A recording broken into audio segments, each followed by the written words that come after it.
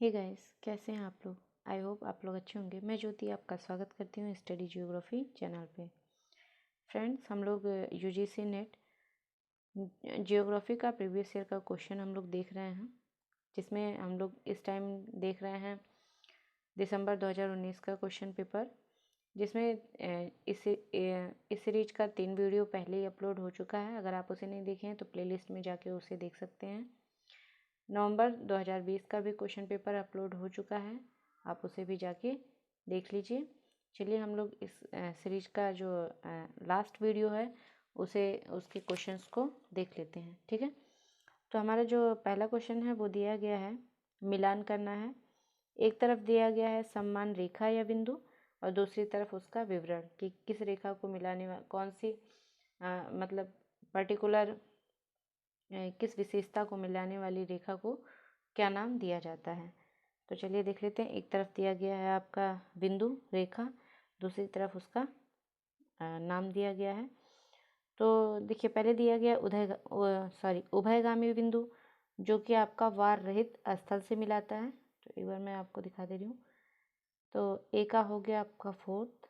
ठीक है, फिर दिया गया है, देखिए फ्रेंड्स, यहाँ पे थोड़ा सा मिस प्रिंट है। समताप रेखा दिया गया है, लेकिन आप इंग्लिश देखेंगे तो इसमें इसमें दिया गया आइसोहेलाइन। आइसोहेलाइन मतलब होता है कि समलवण रेखा। ठीक है, तो यहाँ पे थोड़ा देखिए, ये जो मैं आपको दिखा रही हूँ ये क्वेश्चन जो पिछले ईयर नहीं, जो 2019 दिसंबर में जो क्वेश्चन आया था उसका पीडीएफ है। तो ये मिस प्रिंट आपके क्वेश्चन में ही था, एग्जाम्स में ही था, ये मेरे टाइपिंग में मिस प्रिंट नहीं है। ठीक है, तो आइसोहेलाइन आप इंग्लिश को टर्म को भी थोड़ा याद करके जाइएगा, क्योंकि इंग्लिश अगर आप इसे आप क्लेम भी नहीं कर सकते, क्योंकि आपके एग्ज़ाम्स के पेपर में पहले ही पेज पे लिखा होता है कि अगर कहीं भी मिसप्रिंट हुआ तो जो इंग्लिश का वर्जन है वही मेन होगा, वही मान्य होगा। ठीक है, तो आप हिंदी को लेके आप किसी भी मिसप्रिंट को या मिस टाइपिंग को आप चैलेंज नहीं कर सकते हैं। तो आप थोड़ा सा इंग्लिश भी देख के जाइएगा, ये आपके लिए फ़ायदेमंद होगा। अगर देखिए आप पढ़े भी रहेंगे तो समताप रेखा यानी समान ताप को मिलाने वाली रेखा, तो आप तापमान खोजते रह जाइए, आपके ऑप्शन में है ही नहीं।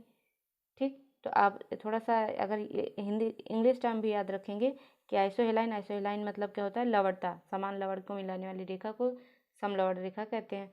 तो आप इस क्वेश्चन को सही कर सकते हैं। ठीक है, तो चलिए मिला लेते हैं। आइसोहेलाइन किसे मिलेगा, समान लवणता वाले स्थान को मिलाने वाली रेखा को आइसोहेलाइन कहते हैं, या समलवण रेखा हिंदी में कहते हैं। ठीक है, आइसोवॉल समान धारा वेग के रेखा को आइसोवॉल कहते हैं। फिर लास्ट बचा समवर्षा रेखा, समान वर्षा के स्थान को मिलाने वाली रेखा को समवर्षा रेखा कहते हैं। ठीक है, चलिए अपना नेक्स्ट क्वेश्चन देख। इसका जो राइट ऑप्शन होगा वो है ऑप्शन नंबर 4, जो है राइट आंसर हो जाएगा। चलिए नेक्स्ट क्वेश्चन देख लेते हैं हम लोग।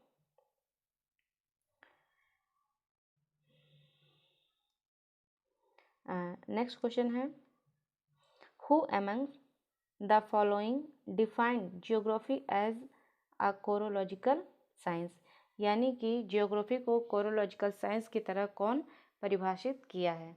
तो इसका जो राइट आंसर है वो है अल्फ्रेड हेटनर, ए हेटनर। ठीक है, चलिए नेक्स्ट क्वेश्चन देख लेते हैं हम लोग। नेक्स्ट क्वेश्चन दिया गया है, यदि 24,000 तथा 6,000 की जनसंख्या वाले दो शहर क्रमशः 18 किलोमीटर की दूरी पर स्थित हैं, तो दोनों को विभक्त करने वाला बिंदु होते शहर से कितनी दूरी पर होगा। फ्रेंड्स, ये जो क्वेश्चन है वो रैंक साइज रूल का है। आप रैंक साइज रूल देखेंगे तो उसमें दिया गया है। ठीक है, तो चलिए इसका राइट आंसर जो है वो है ऑप्शन 2, 4 किलोमीटर। ठीक है, हमारा नेक्स्ट क्वेश्चन है, ये मॉडल दिया है CD हैरिस और EL उलमैन द्वारा प्रतिपादित शहरी ढांचा के बहुकेंद्रक मॉडल मल्टीपल न्यूक्लिक मॉडल के नीचे दिए गए आरेख से केंद्रक 3 और 6 की शहरी भूमि प्रयोग की पद्धति की पहचान कीजिए।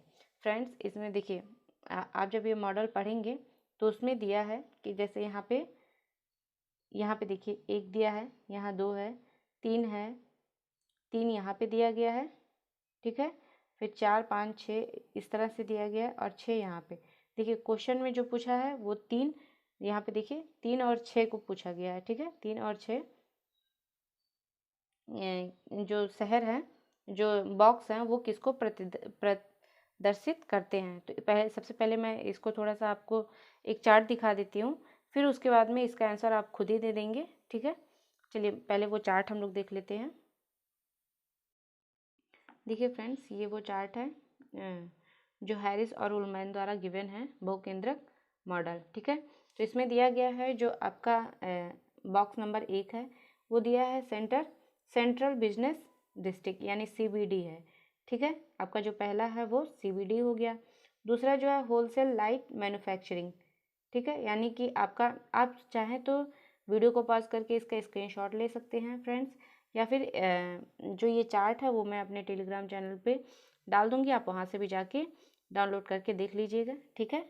चलिए आप यहाँ से भी देख के, मैं अभी तुरंत जो पढ़ दे रही हूँ वहाँ से भी देख के आप क्वेश्चन को सॉल्व कर लेंगे, ठीक है। अगर अच्छे से पढ़ना हो, याद करना हो, तो आप स्क्रीनशॉट ले लीजिए या फिर टेलीग्राम चैनल पे जाके देख लीजिएगा। देखिए यहाँ पे जो पहला दिया गया है वो CBD हो गया। दूसरा जो है वो आपका होलसेल लाइट मैन्युफैक्चरिंग, यानी कि आपका जो थोक और फुटकर मैन्युफैक्चरिंग है वो दिया गया है, ठीक है, विनिर्माण। दूसरा है तीसरा जो कि क्वेश्चन में पूछा गया है, तीसरा और चौथा क्वेश्चन में तीसरा और छठवां क्वेश्चन में पूछा गया है। तो तीसरा जो दिया गया है लो क्लास रेजिडेंशियल, ठीक है। तो इसका मतलब हो गया है कि जो निम्न वर्गीय आवास क्षेत्र है वो तीसरे में रहते हैं। और 6 हम लोग देख लेते हैं, 6 दिया गया है हैवी मैन्युफैक्चरिंग, यानी कि भारी विनिर्माण उद्योग, यानी कि जो तीसरा है वो निम्न वर्गीय आवासीय क्षेत्र है, और छठा जो है वो हैवी मैन्युफैक्चरिंग यानी कि भारी विनिर्माण उद्योग। 3 ये जो दूसरा और छठा दिया है ये दोनों हम लोग को समझ में आ गया। अब चलिए दूसरा देख लेते हैं। दूसरे में हम लोग देख चुके हैं, तीसरा भी देख चुके हैं। फोर्थ में जो है वो मिडिल क्लास रेजिडेंशियल है, यानी कि जो मध्य वर्गीय आवासीय क्षेत्र है। फिर 5th में जो है वो उच्च स्तरीय उच्च वर्गीय आवासीय क्षेत्र है, ठीक है। 5 यहाँ दिया गया है। छठा हम लोग देख लिए हैं, भारी विनिर्माण उद्योग। फिर 7वां जो है आउटिंग बिजनेस डिस्ट्रिक्ट, ठीक है, जो केंद्र है हमारा, जो CBD है, उससे अलग जो बिजनेस जो क्षेत्र हैं वो 7वें नंबर पे हैं। यहाँ 7वां नंबर नीचे दिया हुआ है, ठीक है फ्रेंड्स। यहाँ देखिए 5 के बगल में। फिर 8वां दिया है रेजिडेंशियल सबर्ब, ठीक है। जो देखिए यहाँ पे जैसे ये हो गया फ्रेंड्स कि यहाँ जो है ये मेन मार्केट हो गया, CBD हो गया, केंद्र हो गया। इसके बाद में आसपास लोग बसते चले गए हैं, तो यहाँ पे बहुत ज़्यादा भीड़ इकट्ठा हो जाती है। तो जो बहुत ही उच्च स्तरीय लोग होते हैं वो थोड़ा शहर से दूर एकांत में रहना पसंद करते हैं, तो वो कहाँ चला गया आपका 8वें नंबर पे, ठीक है। फिर 9वां जो हो गया वो इंडस्ट्रियल। जब देखिए यहाँ पे बहुत ज़्यादा भीड़ इकट्ठा हो गए, तो कुछ उद्योग ऐसे हैं जो थोड़े दूर पे बनाए जाते हैं, जहाँ पे सारी चीज़ें ईजिली अवेलेबल हों, ठीक है। ये आप देख लिए, जो 9 था, 9 क्षेत्र देख लिए, जिसमें से हमको आंसर देना है तीसरा और छठवां, यानी कि निम्न वर्गीय आवासीय क्षेत्र, और छठा क्या है, भारी विनिर्माण उद्योग, ठीक है। तो हम लोग एक बार क्वेश्चन देख लेते हैं। ये देखिए फ्रेंड्स, हम लोगों का क्वेश्चन है, जिसमें से क्वेश्चन में पूछा गया था तीसरा और छठा। तीसरा क्या था हम लोगों का, निम्न वर्गीय आवासीय क्षेत्र, और छठा क्या था, भारी विनिर्माण, यानी कि ऑप्शन 2 जो है वो हमारा राइट आंसर हो गया, ठीक है। चलिए नेक्स्ट क्वेश्चन देख लेते हैं हम लोग।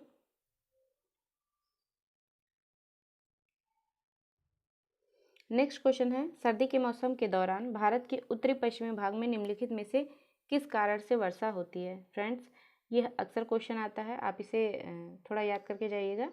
ये जो है पश्चिमी विक्षोभ से आता है, ठीक है, पश्चिमी विक्षोभ से क्वेश्चन हमेशा आता है। चलिए नेक्स्ट क्वेश्चन देख लेते हैं। ये जो है अभिकथन और तर्क दिया गया है। अभिकथन है, रेल प्रकीर्णन आकाश के नीले रंग के लिए उत्तरदायी है। तर्क दिया है, रेले प्रकीर्णन तब घटित होता है जब वायुमंडलीय कणों का व्यास विकिरण के तरंग दैर्ध्य की तुलना में कम होता है, ठीक है फ्रेंड्स।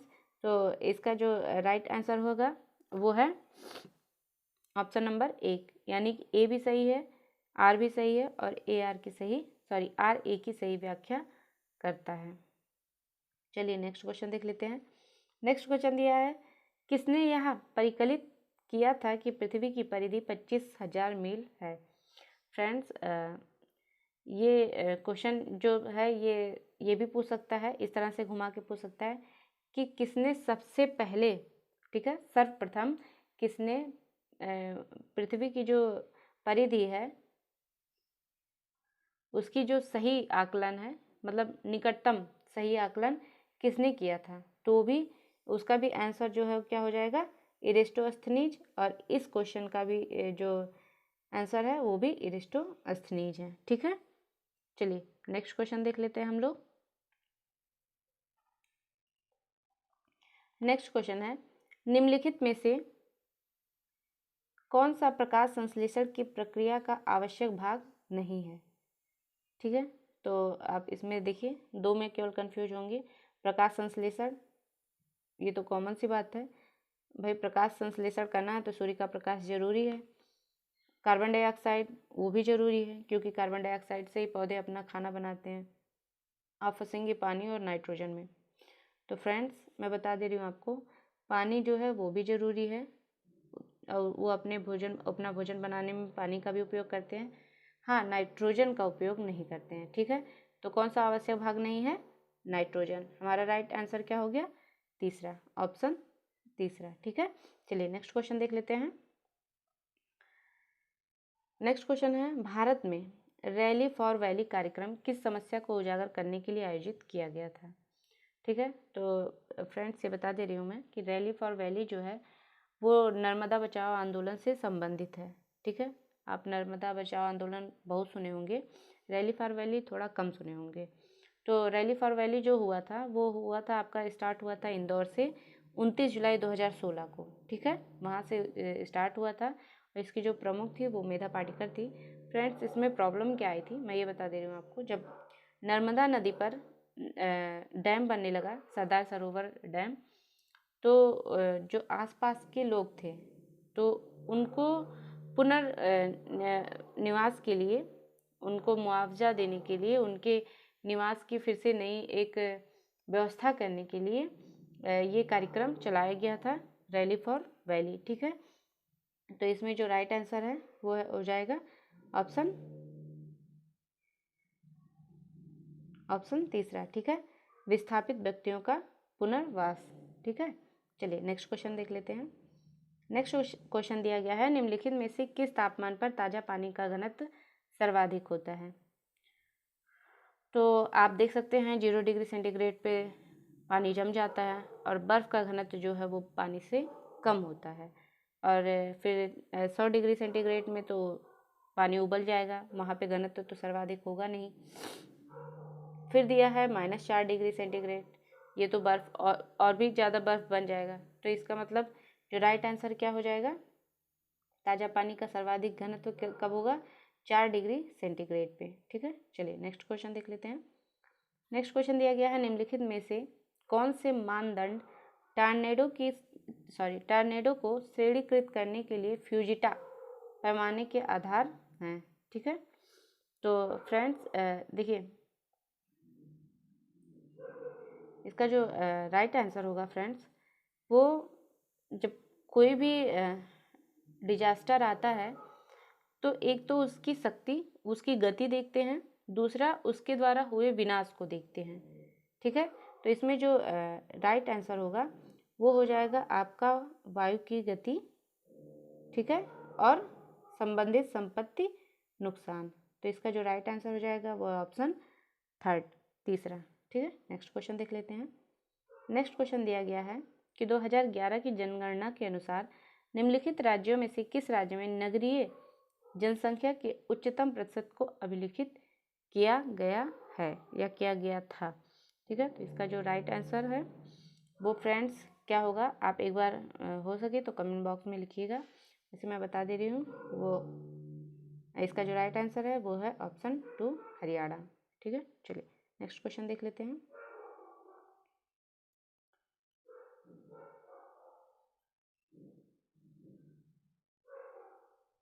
नेक्स्ट क्वेश्चन है फ्रेंड्स, ये कार्यक्रम दिया गया है और उसके अवधि क्रम पूछा गया है। ठीक है, तो इसका जो राइट आंसर है वो मैं डायरेक्ट आपको बता देती हूँ, वहाँ से आप देख लीजिएगा, क्योंकि ऑप्शन देखेंगे तो आप कंफ्यूज हो जाएंगे। ठीक है, इसको एक बार आप पढ़ के जाइएगा, क्योंकि प्रोग्राम वगैरह भी आते रहते हैं, ये उसका अक्सर अवरोही क्रम ही पूछता है। ठीक है, तो एक बार आप देख लीजिएगा, देख के जाइएगा। इसका जो राइट आंसर है वो है ऑप्शन 2, मातृ बाल स्वास्थ्य कार्यक्रम, बाल उत्तरजीविता व सुरक्षित मातृत्व कार्यक्रम, उसके बाद है प्रजनन व बाल स्वास्थ्य कार्यक्रम, लास्ट में है राष्ट्रीय ग्रामीण स्वास्थ्य मिशन। ठीक है, चलिए नेक्स्ट क्वेश्चन देख लेते हैं। नेक्स्ट क्वेश्चन दिया गया है मात्रात्मक क्रांति से संबंधित है। इसमें दिया है किसने मात्रात्मक क्रांति को भूगोल के उद्देश्य और अभिप्राय को तीव्र परिवर्तन के रूप में वर्णित किया है। ठीक है, यानी कि वर्णन उसका किया है।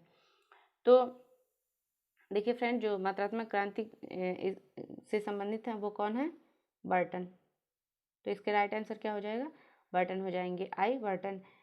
उसके जो मात्रात्मक क्रांति है उसके उद्देश्य को भी इन्होंने वर्णित किया है, और मात्रात्मक क्रांति के जनक जो हैं वो भी आई बर्टन ही हैं। ठीक है, तो आप दोनों क्वेश्चन को याद रखिएगा। नेक्स्ट है दंडकारण्य पूछा गया है कि भारत के किस भाग में अवस्थित है। तो इसका आंसर मैं चाहूँगी कि आप कमेंट बॉक्स में ही लिखें, वहाँ मैं इसका आंसर आपको दे दूँगी। ठीक है, चलिए नेक्स्ट क्वेश्चन देख लेते हैं। नेक्स्ट क्वेश्चन दिया गया है एक रूपतावाद का सिद्धांत। एक रूपतावाद का सिद्धांत किसने दिया था? तो एक रूपतावाद का सिद्धांत जो है, देखिए इसमें आप पढ़े भी रहेंगे तो भी कंफ्यूज हो जाएंगे, क्योंकि सबसे ज़्यादा कन्फ्यूजन जो है वो क्रिएट करता है हटन और डटन। दोनों का नाम सेम सेम है, तो अक्सर याद होने जब हम पढ़ते हैं तो याद रहता है कि चलो ठीक है, इसका जो है इस सिद्धांत को इसने दिया है, इन्होंने दिया है। लेकिन जब एग्ज़ाम आता है और सामने दो दो ऑप्शन, तो फिर कन्फ्यूजन हो जाता है कि जब पढ़े थे हम लोग तो हटन था या डटन था। ठीक है, तो मैं थोड़ा सा ट्रिक आपको दे देती हूँ, ताकि वो हमेशा आपका कन्फ्यूजन जो है वो हट जाए और कॉन्सेप्ट आपका हमेशा के लिए क्लियर हो जाए। देखिए, जो एक रूपतावाद का सिद्धांत है वो दिए थे हटन ने। ठीक है, तो आप इसको इस तरह से याद रखिएगा, हाँ एक रूपतावाद का सिद्धांत। ठीक है, आप इसके आगे जोड़ दीजिए हाँ एक रूपतावाद का सिद्धांत, तो हाँ से हटन। और जो डटन है वो दिए थे संतुलन का सिद्धांत, यानी आइसोस्टेसी। आइसोस्टेसी को आप सिर्फ आइसोस्टेसी मत कहिए, डी आइसोस्टेसी कहिए। मैं इसी तरह से याद रखी थी फ्रेंड्स, इसलिए थोड़ा सा ट्रिक आपको बता दे रही हूँ। डटन को आप हमेशा जब आइसोस्टेसी पढ़िए तो डी आइसोस्टेसी कह के बोलिए। आपको तो पता है कि संतुलन को आइसोस्टेसी कहते हैं, तो डी आइसोस्टेसी बोलिए। संतुलन का सिद्धांत किसने दिया? डी से डटन। ठीक है, तो आप हटन और डटन में कंफ्यूज नहीं होंगे। अब एक रूपतावाद जब भी आप पढ़िए एक रूपतावाद का सिद्धांत, तो हाँ एक रूपतावाद का सिद्धांत, हाँ से हटन। ठीक है, चलिए नेक्स्ट क्वेश्चन देख लेते हैं हम लोग।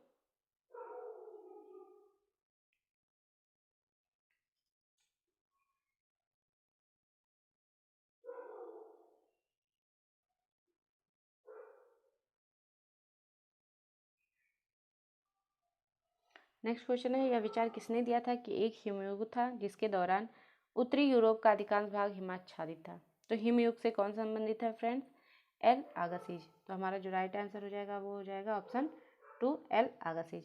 फ्रेंड्स आज के लिए इतना ही, बाकी और सारे क्वेश्चन जो हैं वो और वीडियो में भी कवर हो चुके हैं। ठीक है, इस मतलब जो 2019 दिसंबर का क्वेश्चन पेपर था वो पूरा कंप्लीट आपके सामने है, आप प्लेलिस्ट में जाके वीडियो देख लीजिएगा। फ्रेंड्स कोई क्वेरी हो या फिर कोई सुझाव हो तो आप कमेंट बॉक्स में लिख सकते हैं। फ्रेंड्स आप चैनल को सब्सक्राइब करिए, मेरा एफर्ट अच्छा लगे तो आप चैनल को लाइक करिए, शेयर करिए। ठीक है फ्रेंड्स, चलिए मिलते हैं नेक्स्ट ईयर के प्रीवियस ईयर क्वेश्चन में किसी ऐसे ही नॉलेजेबल वीडियो के साथ। तब तक आप पढ़ते रहिए, आगे बढ़ते रहिए। Thank you.